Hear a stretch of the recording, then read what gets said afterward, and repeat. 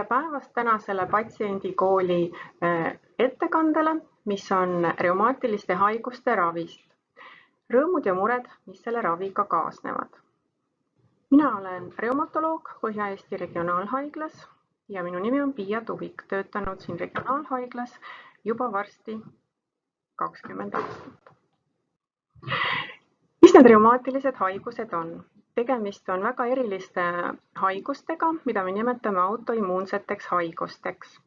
Ehk immuunsüsteem, mis peaks meid tavapäraselt kaitsma viiruste ja bakterite vastu, pöörab oma hävitava toime kehaomaste rakkude vastu, ehk siis auto minu enda vastu ja hävitab inimese kudesid ja põhjustab nendes kudedes põletikku ja nende tööhäiret.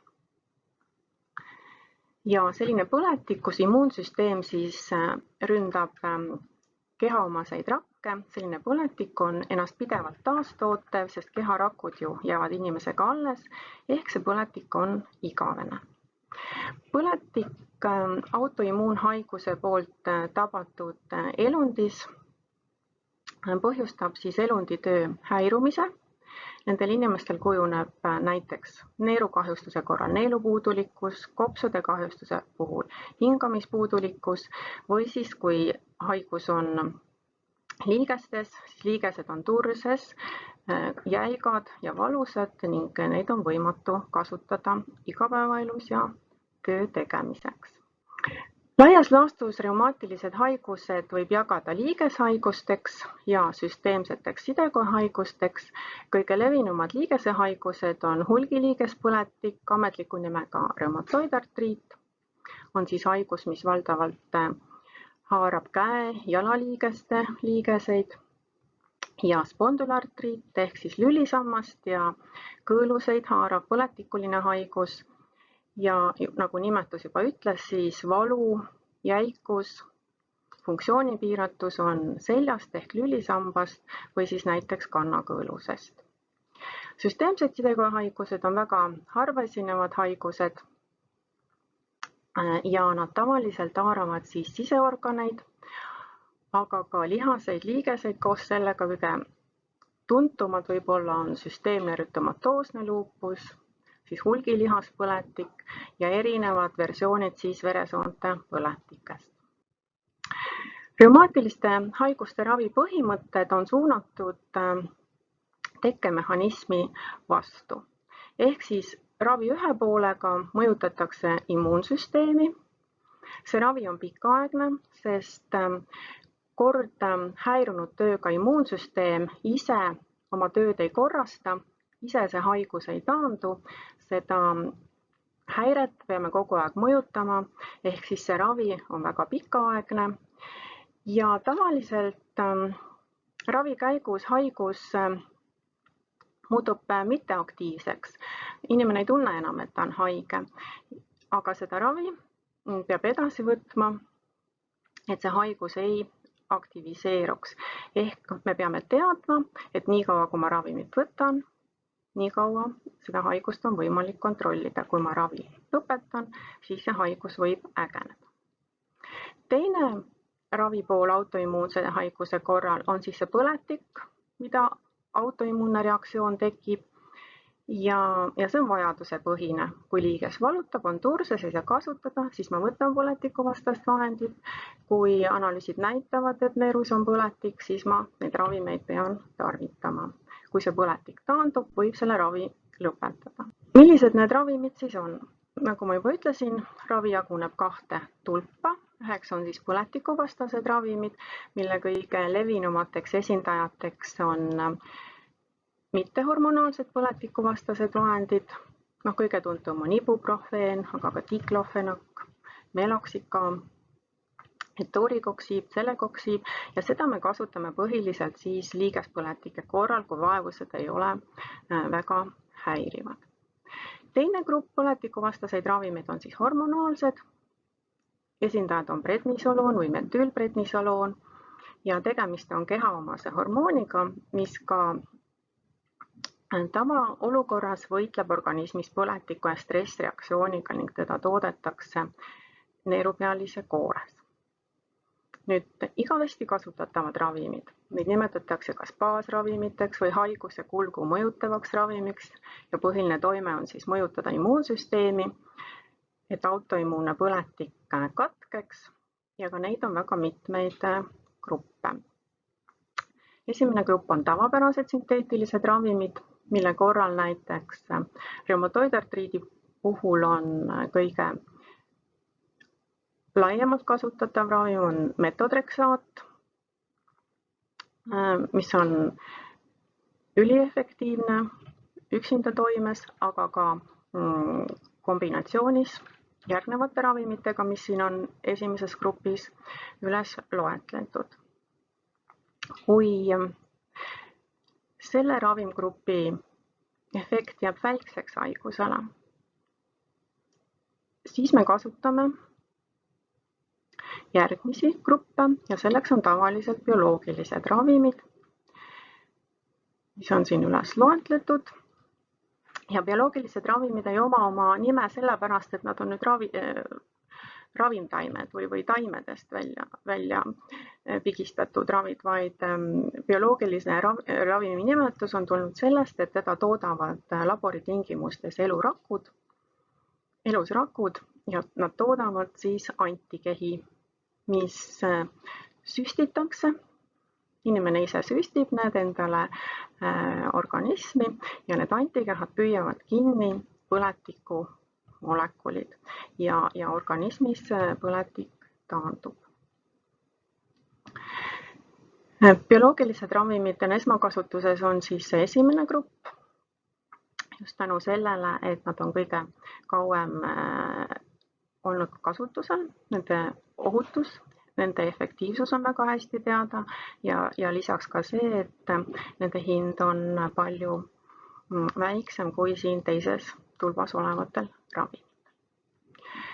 Kui esimese grupi ravimid on ära kasutatud, nad on ebaefektiivsed, siis alles kasutatakse teise tulba ravimeid või minnakse tagasi tablettravile.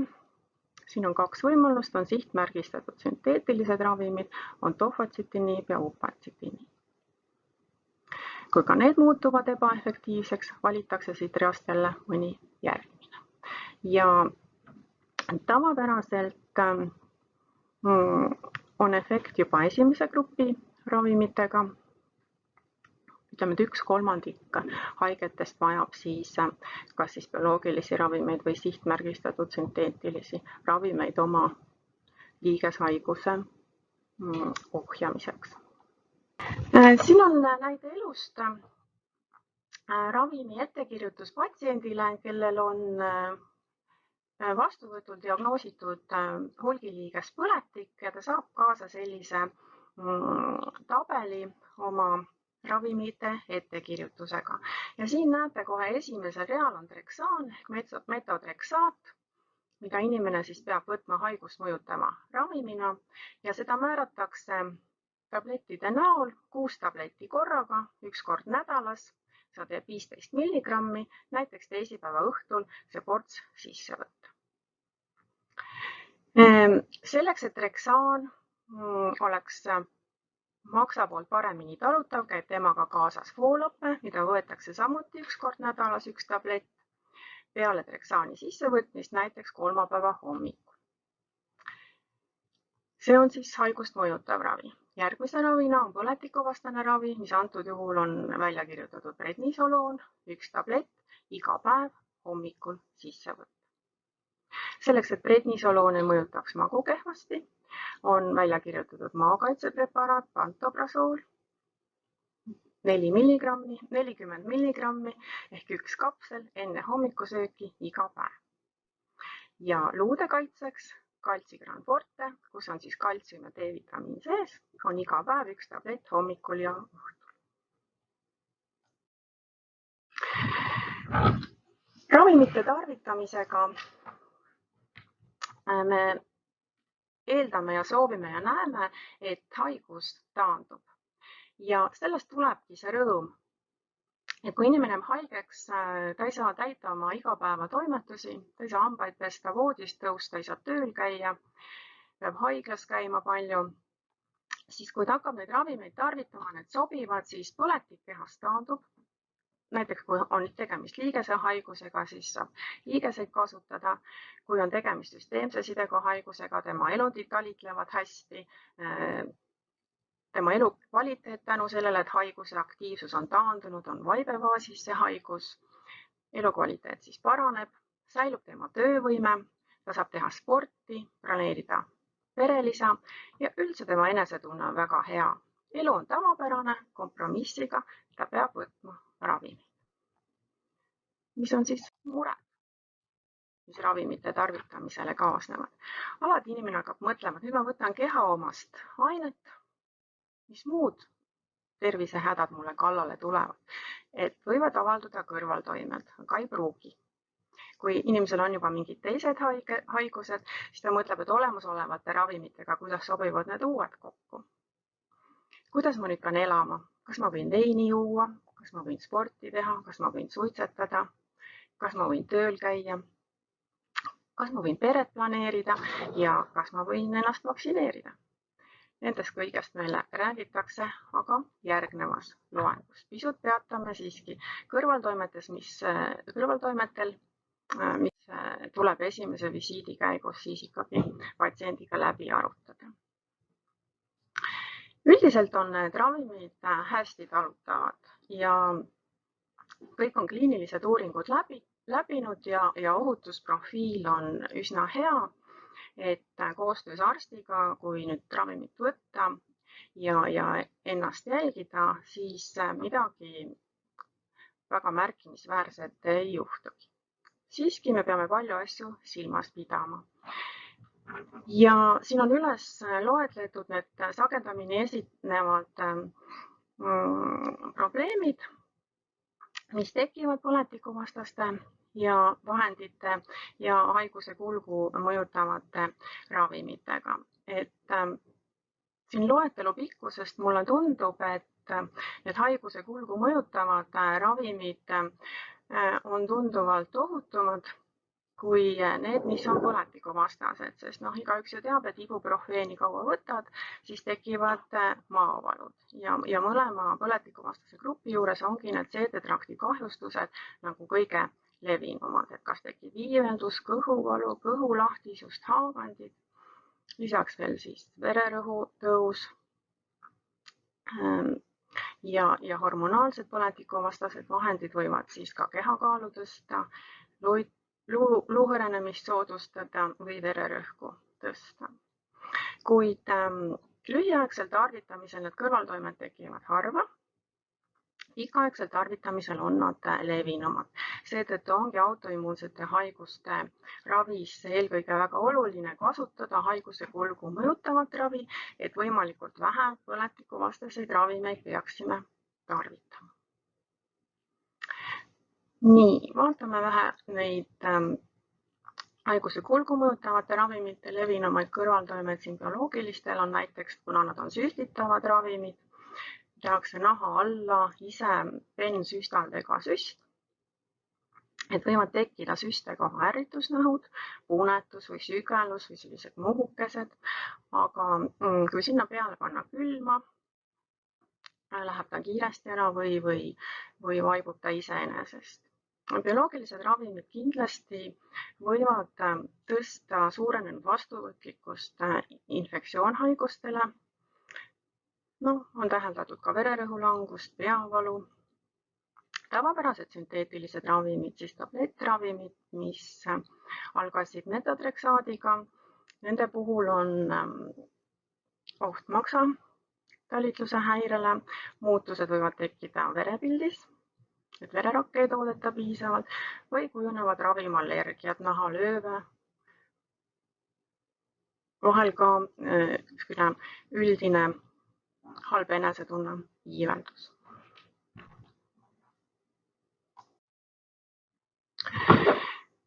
Rõõmud, mured, aga millised on ka ravimite tarvitamisega kaasnevad kohustused inimesele? Kahjuks, kui haigus tuleb, siis me teda lihtsalt ei saa välja lõigata ega minema ajada musta maagia või needuste pealepanemisega. reumaatiliste haiguste korral me peame ikkagi leppima sellega, et ravimeid peab regulaarselt kasutama. Ja seda ei peaks tegema üksi, et jälgida ravimite ohutust, et jälgida seda, kas alustatud ravi on efektiivne, peaks regulaarselt käima reumatoloogi vastuvõtul. See on siis sõltuvalt haiguse pahaloomulisusest või ägedusest või kui palju ta inimest häirib, nende visiitide sagedus määratakse, aga ütleme niimoodi 3, 4, 6 kuu järel, kui haigus on vaibefaasis, on see tavapärane visiitide külastamise sagedus. Kui haigus on ägedam, siis muidugi arst kutsub nii palju, kui on vaja inimese kohale. Kuidas see ravimite ohutuse kontroll siis käib? No, arst vestleb loomulikult inimesega ja küsib, et kas te tunnete mingeid kõrvaltoimeid ravimitest, kuidas nende võtmine teil kuidas te tulete toime nende ravimite võtmisega. Ja lisaks siis tehakse laborianalüüsid, et kontrollida neerude tööd, maksatööd ja luuüdi seisu. Siin on üks näide nendest analüüsidest, mis me teeme ravimite ohutuse efektiivsuse kontrolliks, et kas ravimid mõjuvad piisavalt põletikuvastaseks, selles me hindame põletikku, milleks on 2 analüüsi, eritrotsüütide settereaktsioon ehk settekiirus ja C-reaktiivne valk, mis siis antud patsiendil on normis, nagu te näete. Järgmisena me kontrollime siis vererakkude leidu verepildis ehk siis kas luuüdi on kahjustatud või mitte. Siin on valge verelibled, punaverelibled, hemoglobiin, mis sel patsiendil on kõik normis. Ja siin on verelistakute trombotsüütide näit, mis on ka siin normis. Lisaks me kontrollime siis maksatalitlust, selleks analüüsiks on alatt või alaniini aminotransferaas. Antud juhul on siin normis ravifoonil patsiendil ja viimasena me kontrollime siis neerude talitlust, mille näitajaks on kreatiniin ja glomerulaalfiltratsioon ehk siis kreatiniin on jääkaine, mis jääb ainevahetusest, eriti valkude ainevahetusest organismi püsima, mis neerude kaudu väljatatakse. Ja glomerulaalfiltratsioon on siis funktsioonivõime, et palju neerus jääkaineid väljutatakse 1 milliliitri kohta 1 minutis mitu milligrammi. Teeme ka uriinianalüüsi, mitte harva, et jälgida, et seal ei oleks põletikku, et väljutatav uriin oleks jääkainevaba. Siin antud analüüsil on mõni üksik valge verelible, üks üksik eritrotsüüt ja ütleme, et me loeme selle normiks, kuigi ta ei ole negatiivne ja kontrollime järgmine kord uuesti. Ravi efektiivsus, kuidas me kontrollime, et saaks ka arsti arvamust kontrollida, et kui patsient kaebab, et ma valutan, aga arst ütleb, et sa oled terve või vastupidi, et arst ütleb, sa oled haige ja patsient ütleb terve, siis me jäämegi vaidlema. Aga kui me loeme patsiendil üle valusate liigeste hulga, turses liigeste hulga, vaatame, mis tal põletikvereanalüüsis on ja kui me palume patsiendil hinnata oma haiguse aktiivsuse astet 10-pallisüsteemis, siis selle saab panna matemaatilisse mõõdikusse, näiteks reumatoidartriidi puhul, mida nimetatakse TAS28 ja see näitab meile siis see tulem, et kas haigus on aktiivne või ei ole. Ja samamoodi me saame küsida ka seljahaigete käest, spondülüüdihaigete käest haiguse aktiivsus lasta hinnata ja panna see numbrilisse skaalasse. Näiteks küsitakse nende käest, et kuidas te hindate oma üldist seisundit, väsimust ja jõuetustunnet ja ta annab talle hinde, et kas siis väga palju ehk 9, ma olen väga väsinud või et ma olen igatpidi reibas, annab siis 0 ja pärast me arvutame valemiga kokku, mis tal siis spondülüüdi aktiivsuse indeks tuleb. Ja kokkuvõtteks, et reumaatilised haigused on väga elukvaliteeti häirivad. Näiteks kui liigesed on haiged, siis ikka tantsupõrandal ei kepsle või kui on süsteemne sidega haigus, siis see nõrgestab nii ära, et ei taha vahest voodistki tõusta. Nad kulgevad krooniliselt, nad on autoimmuunsed, neid ei saa välja ravida, kuid neid haigusi saab raviga kontrollida ning saavutada haiguse vaibefaas ehk inimene elab tavapärast elu, kuid selleks peab ravimeid tarvitama. Sellel teel on abimeheks reumatoloog ja nii säilibki tavapärane elu. Tänan tähelepanu eest ja loodan teiega optimistlikku koostööd.